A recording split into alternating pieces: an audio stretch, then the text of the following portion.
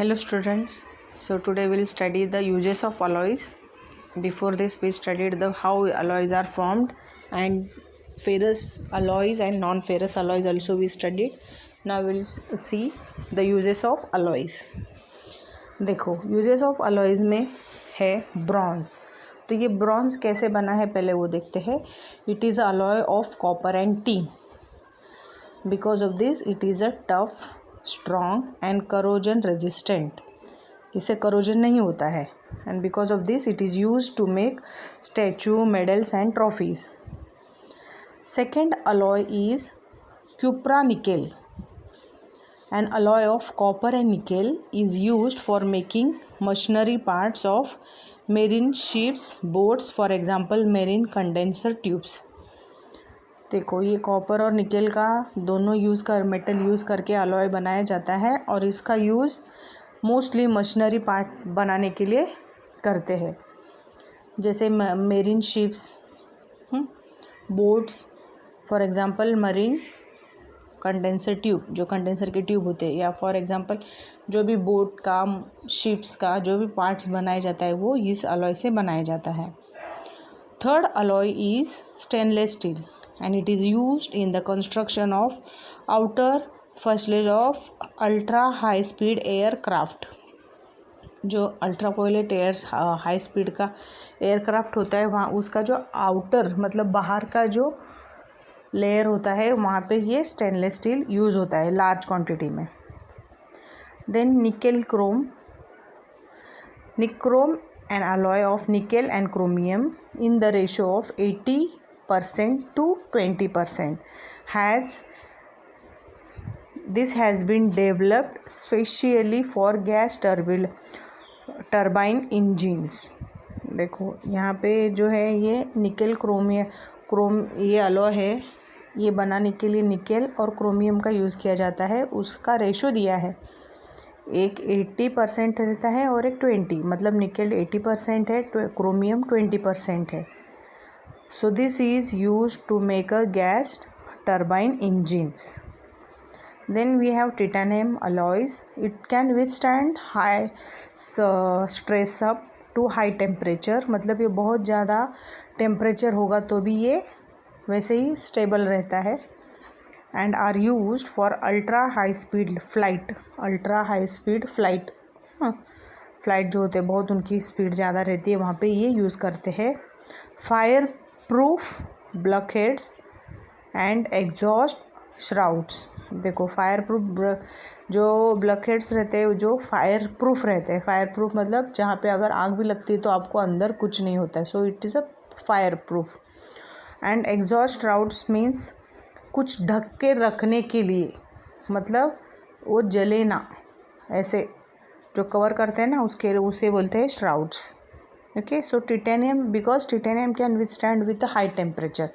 बहुत ज़्यादा तक अगर आप उसको हीट करते हो तो भी वो वैसे का वैसे ही रहेगा. That's why this titanium alloy is used for this purpose. After this we have 8.7. It is omitted compounds of Mn and chromium. Compounds of Mn and chromium whole topic is omitted. So after this we will study the properties of D block elements. देखो over here properties are summarized as a D block elements. D block elements की क्या properties है वो collectively यहाँ पे दिया गया है. All D block elements are lusters and shining. तो लस्टर्स और शाइनिंग मतलब वो उनको एक अलग सी शाइन आती है. लस्टर ये चकाकी बोलते हैं ना, शाइनिंग रहते हैं. They are hard and have high density. Hard तो है, हाई डेंसिटी है. They have high melting point and boiling point. ये प्रॉपर्टीज़ तो कॉमन है जो आपको मेटल्स के बारे में पता है. और एक are good electrical and thermal conductors. Electrical and heat. Thermal मतलब heat. They have high tensile strength and malleability. Tensile strength और malleability means they can convert it into sheets. पतरा बना सकते हैं या फिर उनमें से हम वायर भी निकाल सकते हैं. वैसे they can form alloys with transition and non-transition elements. तो हमने अभी देखा है they can form alloys with transition elements other even they can form alloys with non transition elements. Transition elements को छोड़ के भी दूसरे जो एलिमेंट्स हैं उनके साथ भी ये alloys बनाते हैं। Many metals and their compounds are paramagnetic. Now paramagnetic means what? When they are filled in the magnetic field, they will get attracts towards magnetic field. That is called as paramagnetic. तो इसमें से बहुत सारे metals ऐसे हैं कि जिनके compounds paramagnetic है। And most of the metals are efficient catalyst. तो आपको पता है कैटलिस्ट का हमने स्टडी किया डिटेल में। So these are the physical properties. Let us see chemical properties. All d block elements are electropositive elements. Electropositive means they can give up the electrons. That's why their oxidation states are in plus sign, +2, +3, +4, +5, +6, +7 तक। क्यों? Because they lose electron. अगर वो लेते तो वो non metals होते। Metals क्या करते? हमेशा देते हैं। So they are electropositive metals. और नॉन मेटल्स लेते हैं। जैसे क्लोराइड है, क्लोराइड माइनस है। So they are electropositive metals. They exhibit various valencies and form colored salts and complexes. This is very important because they exhibit various valencies. जैसे +2, +3, +4 हमने oxidation state देखा है, उसका कितना है, सबके लिए अलग अलग है।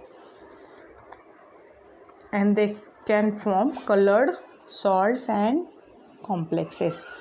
ये भी हमने स्टडी किया है। So this is their chemical properties. और देखो, they are good reducing agent. Reducing agent भी है, कैटलिस्ट में हमने देखा। They form insoluble oxides and hydroxide. तो ये याद रखो। Iron, cobalt, copper, molybdenum and zinc are biologically important metals. Iron तो आपको पता है, हमारा हीमोग्लोबिन कि जिसमें आयरन मेन कंटेंट है, तो ये बायोलॉजिकली इम्पॉर्टेंट है। आयरन के बारे में हो गया। कोबाल्ट भी वैसे इम्पॉर्टेंट है। कॉपर भी, अगर हम पानी कॉपर के ग्लास में पीते हैं या फिर कॉपर के कंटेनर में रख के पीते हैं तो हमारे सेहत के लिए अच्छा होता है। मोलिब्डियम का भी, molybdenum and zinc, so they are having their particular biological importance. catalyze biological reaction means the transition elements can used as a catalyzed in biological reactions. For example, ion है, ये ऊपर के सारे मेटल्स हम use कर सकते हैं as a catalyst for biological reaction. Understood?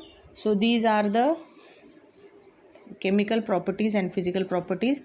Over here they have given the just differences among among 3D, मतलब first transition series, second transition series का थोड़ा सा समराइज किया है। Although most properties exhibited by D block elements are similar. The elements of first row differ from second row and third rows. Obviously पहला रो, दूसरा रो, तीसरा रो, तीसरा जो थर्ड रो है, सब में थोड़ा थोड़ा सा डिफरेंस है। किस में? In stabilization and of higher oxidation state in their compounds. For example molybdenum MO, इसका ऑक्सीडेशन स्टेट है 5, टंगस्टन का ऑक्सीडेशन स्टेट है 6। Compounds are more stable than chromium 6 and Mn7। देखो, क्रोमियम 6 से MO5 ज़्यादा स्टेबल है। क्रोमियम का oxidation state ज़्यादा है, लेकिन जो सेकेंड रोज के एलिमेंट है उसका कम ऑक्सीडेशन स्टेट है, फिर भी वो ज़्यादा स्टेबल है। ऐसा इसका मीनिंग है। अंडरस्टूड? तो देखो, Mn का 7+ ऑक्सीडेशन स्टेट है, इससे भी टंगस्टन 6 ऑक्सीडेशन स्टेट में ज़्यादा स्टेबल है। For example, higher oxidation state of elements of first row is +7 in the case of third row. Third row में +7 है। किसका है ये Mn है। Mn का +7 है, highest oxidation state. +8 oxidation state in RuO4 and osmium. ये जो दोनों एलिमेंट्स है वो सेकेंड रोज और थर्ड रोज के हैं कि जिनका +8 ऑक्सीडेशन स्टेट है। बस ये यहाँ पे डिफ्रेंशिएट किया गया है। So just you will remember this. And after this, the extraction of metals, it is omitted. Blast furnace से जो करना है मेटलर्जी, ये ओमिटेड है। So we'll see the next one, that is properties of F block or inner transition elements. Inner transition elements, देखो transition elements हम किसे कहते हैं, जो डी ब्लॉक एलिमेंट्स है उन्हें कहते हैं ट्रांजिशन एलिमेंट्स।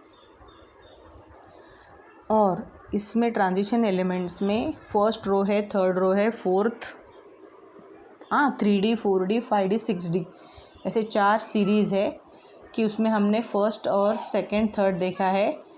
लेकिन अभी देखो ये जो इनर ट्रांजिशन एलिमेंट्स है ये है F block elements. They are the part of D block elements. D block elements का टेबल में कैसे पोजीशन है, D blocks are situated in between S and P block and they have group number 3 to 12 and periods 3 4 5 6 7। Are you getting? तो इसमें ही F block elements है। तो कहाँ पे है वो, आप अभी टेबल पीरियोडिक टेबल देखोगे तो आपको समझ में आएगा थोड़ा, अगर आपके पास अभी है तो देख लो। ये थर्ड ग्रुप जो है, थर्ड ग्रुप में है, थर्ड ग्रुप में स्टार्ट करते हैं और कंटिन्यूस 14 एलिमेंट्स है। तो पहला लाइन है वो F block elements lanthanide series, second line है वो एक्टिनाइड सीरीज़। अगर हम उसमें ही रखेंगे तो हमारा पीरियोडिक टेबल ना लास्ट में बहुत लंबा हो जाएगा, इसीलिए उनको नीचे शिफ्ट किया गया है।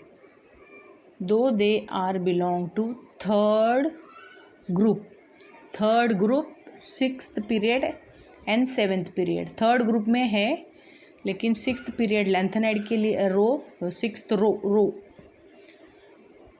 लैंथेनाइड के लिए है और 7th रो एक्टिनाइड सीरीज़ के लिए है। ओके, देखो अभी इनर ट्रांजिशन एलिमेंट्स क्यों कहा जाता है उन्हें, elements whose F orbitals get filled up by electrons are called F block elements. तो अभी यहाँ पे last electron enters in F orbital, that's why they are called as F block elements. These elements are placed separately at the bottom of the periodic table. They are subset of 6th and 7th period.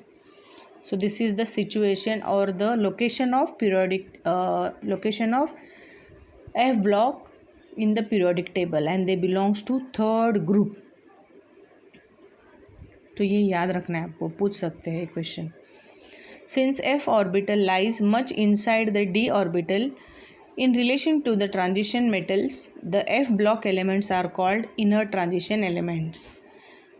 These elements have 1 to 14 electrons in their F orbital. F orbital में कितने electrons रहते हैं, 1 to 14। जैसे हमने D में देखा D block element, जैसे first transition series है स्कैंडियम टू जिंक, तो वहाँ पे इलेक्ट्रॉन्स कैसे फिल होते हैं, डी ऑर्बिटल में। स्कैंडियम के लिए 3D1, टिटेनियम के लिए 3D2, ऐसे 1 to 10 तक हो जाते हैं और 10 एलिमेंट्स है। और यहाँ पे देखो एफ ऑर्बिटल में 14 इलेक्ट्रॉन्स रहते हैं, इसीलिए ये एफ सीरीज़ में 14 एलिमेंट्स है। Are you getting? तो वो सब रिलेटेड ही है। So these elements have 1 to 14 electrons in their F orbital, 0 or 1 in the penultimate energy level. Penultimate means it is a d orbital. n-1 कहते हैं इसे, मैंने ये एक्सप्लेन किया था आपको। देखो now 2 electrons are there in the outermost orbit, जैसे 6s2 7s2 ये वाले। The lanthanoids are characterised by the gradual filling of 4f and actinides are by 5f orbitals। देखो लैंथेनाइड सीरीज जो है उसमें 4f इलेक्ट्रॉन फिलिंग हो जाता है, जैसे 4f1 4f2 4f3 up to 14। और एक्टिनाइड सीरीज़ में 5f ऑर्बिटल फिलिंग हो जाती है। तो 14 एलिमेंट्स है और 14 इलेक्ट्रॉन्स है। So there are 14 elements filling of 4f orbitals in each series. The relative energy of the Nd and n-1f orbitals are very similar and are sensitive to electronic configuration। तो इनमें difference जो है वो बहुत similar है। और भी उनका इलेक्ट्रॉनिक कॉन्फ़िगरेशन देखते हैं। Then we have the properties of F block elements. The properties are similar to D block elements. Properties वैसे ही उनके सिमिलर है जैसे डी ब्लॉक के है वैसे। Electrons are added to F subshell of n-2 level. देखो एफ के लिए आता है n-2 और डी के लिए आता है n-1d। Are you getting this? n-1 d orbital, n-2 it is a f orbital. They placed between n-d and ns block elements. They placed between n-d means d block elements and ns means कौन से block elements है ये? First के, first group S block elements. Lanthanides begin with the atomic number 57 and ends at 71। तो हमारा lanthanide series कहाँ से start होता है? 57 to 71। Although historically lanthanides are termed as rare earth elements. इनका और एक नाम है, क्या नाम है? Rare earth elements. They are fairly abundant in earth crust, मतलब वो बहुत ज़्यादा क्वांटिटी में अवेलेबल है। फेयरली अबेंडेंट, हाँ मोस्टली मिल जाते हैं हमें, लेकिन प्रॉब्लम क्या हो जाती है? उनका जो एक्सट्रैक्शन प्रोसेस है ना वो हमारे लिए इकोनॉमिकली बहुत कॉस्टली है। That's why they are called as rare earth metals. ये सब अर्थ क्रस्ट में ही मिलते हैं। They are fairly abundant. Abundant means उनका मिलना कितने परसेंटेज में रहते हैं, that is called as abundant occurrence. For example thulium is found more in abundant than silver. Silver से भी ज़्यादा है थोलियम। देखो thulium is 4.5 into 10⁻⁻5 where as silver is 0.79। लेकिन फिर भी हम सिल्वर का कितना यूज़ करते हैं आपको तो पता ही है। It's an ornament used for so many purposes as ornaments. Even we can make a जैसे मूर्ति बनती है या फिर भगवान के जो भी जो बर्तन रहते हैं वो भी चांदी के रहते हैं। तो most of the times we are using silver, but still silver से बहुत कहीं ज़्यादा मात्रा में थोलियम मिलता है। But what is the problem? Economically हमें उनको एक्सट्रैक्ट करना बहुत डिफ़िकल्ट हो जाता है। The name rare earth metals was coined because of difficulty in extraction them economically in pure form from their lanthanides having similar chemical properties। ये क्या होता है? एक्सट्रैक्शन जब हम करते हैं तो एक के साथ बहुत सारे लैंथेनाइड्स रहते हैं कि जिनकी प्रॉपर्टी सिमिलर रहती है, बट हमें पर्टिकुलर लैंथेनाइड को ही एक्सट्रैक्ट करना होता है। So that process takes too much expenses. Now due to newer separation methods like ion exchange resins, the separation of these elements has become easier and more economical। तो अभी जैसे ion resins या ion exchange resin ये analytical chemistry में आता है। ये एक टेक्निक है कि जिससे हम सेम प्रॉपर्टीज़ वाले लैंथेनाइड्स को सेपरेट कर सकते हैं। बस उनमें थोड़ा सा वेरिएशन हो रहता है कि जी उनका ऑक्सीडेशन स्टेट अलग रहता है, सो हम उनको सेपरेट कर सकते हैं। सो दिस मेथड इज़ मतलब थोड़ा सस्ता भी है और इजी भी है। Okay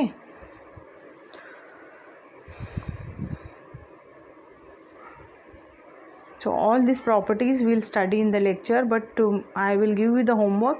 You will write down this name of the elements: lanthanide, cerium, prosodium, neodymium, promethium, samarium, europium, gadolinium, terbium, dysprosium, holmium, erbium, thulium, ytterbium and lutetium.